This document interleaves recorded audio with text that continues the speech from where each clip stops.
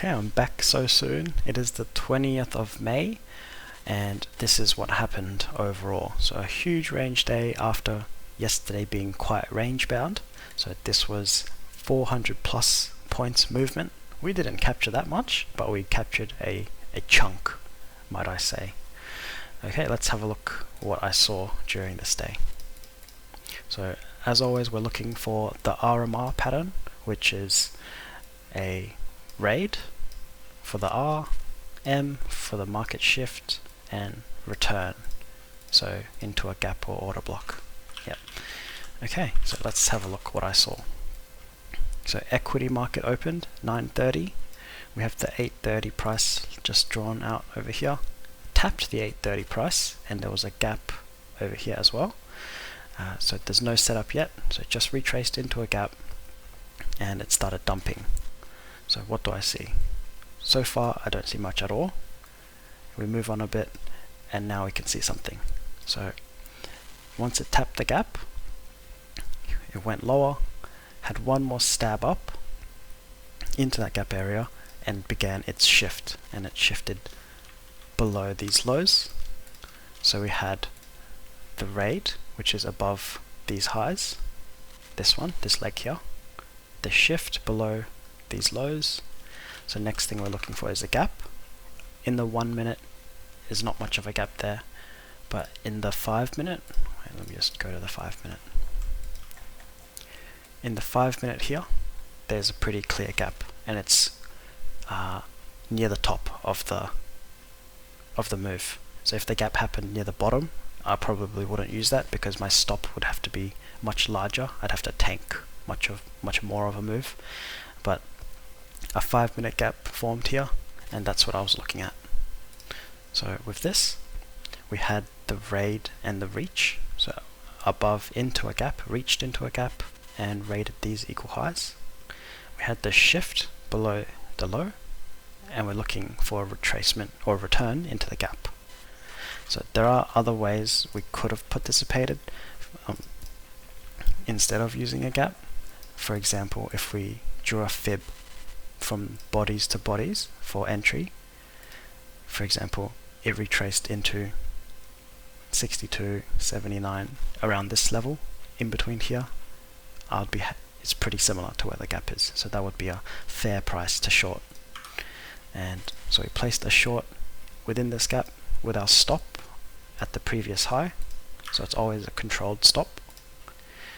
So next picture. So we were predicting, or hoping, or speculating, I don't know what the word is, but speculating that it'd retrace and then short. So we're not trying to short down here. Next thing we know, retraces here into the 5 minute gap. And my entry was a market order, and I got filled around here. And next picture, almost hits our stop. Our stop is at the high here. We don't get tagged. Thankfully the broker's spread didn't tag us either. And our objectives are gaps below, different sets of equal lows.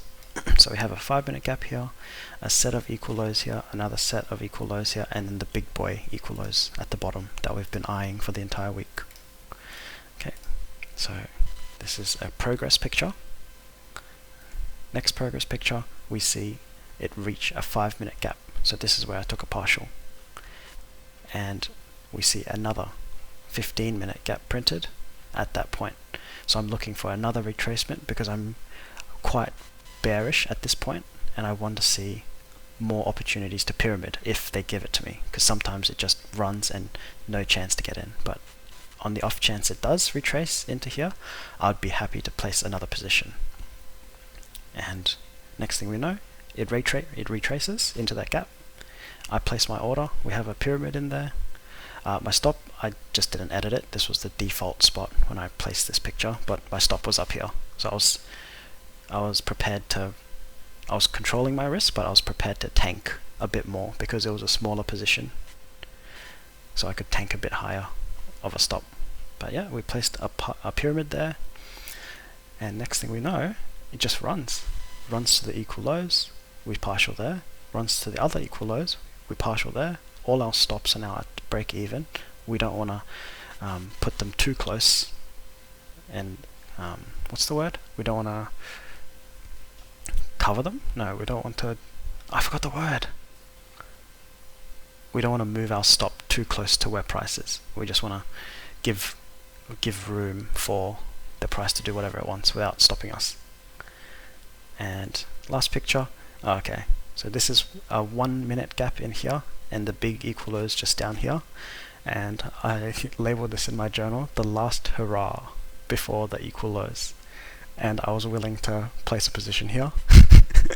I would say this is slightly overtrading, but I really wanted to see this equal low get taken. It's not up to me, but I was willing to take that risk. So my stop was there, quite tight. It looks like a small movement, but this is like 20 points, so it's not a small movement.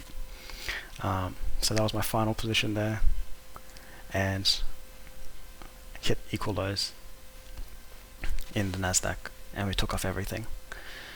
And I just left a note that all of it was out, but I probably should have left 10% or a small partial. 10% is usually my go-to for my running. If I let it run to 12 o'clock in Forex pairs or 4:30 in indices, then I usually leave 10% because I'm comfortable with that. But I took everything off, so that's something I can improve on. And where are we now? So if I held on, oh man, that's another, oh my god, I don't want to look at this, another 100 points almost. Oh, don't look, just don't look. Oh, we still have so much time until 16:30 as well. Who knows? Who knows what will happen? What if it just like continues? Oh man, probably should have left the partial. That 10% on that partial would probably make up like at least half that trade. But anyways, that was what happened on the 20th of May. Okay, thanks for listening, and I'll talk to you maybe next week.